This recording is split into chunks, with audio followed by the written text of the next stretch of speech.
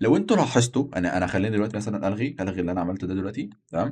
هعمل شيفت كنترول سي كنترول في كده من الجنب كده عشان اوريكم قبل وبعد، هنمسح الفيس زي ما انا لسه كنت ماسكه، تمام. ده اللي بفيس وده اللي من غير فيس. هنعمل دلوقتي مثلا كنترول سي كنترول في، ونعمل كليك يمين ميرور، وفي الواي لوكال، تمام.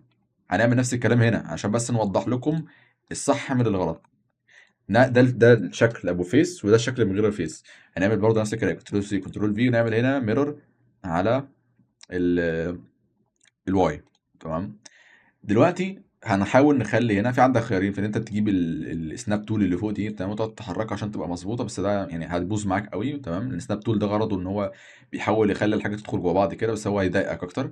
وفي حل بسيط قوي ان انت ايه تعملهم تبعدهم عن بعض يدوي عشان ما يدخلوش جوه بعض، تمام. في ده وفي ده ممكن ما تبقوش اصلا من بعض. لو انا جيت دلوقتي اعمل الموديفاير بتاع البولين، او حتى قبل ما اعمل موديفاير بولين، تعالى نعمل دلوقتي دول جوين. تعمل لوب جوين. بص كده، جيت اعمل جوين، هتلاقي عندك الخط اللي في النص ده ظهر، تمام. الخط ده احنا مش عايزينه. ده دلوقتي عشان دي فيسز. تعالى كده نعمل موضوع الحركه دي مثلا، تعالى نجرب نعمل جوين. بص كده هنا اللي حصل. حد لاحظ ايه اللي حصل؟ اللاين اللي في النص هنا ما ظهرش. طب ليه؟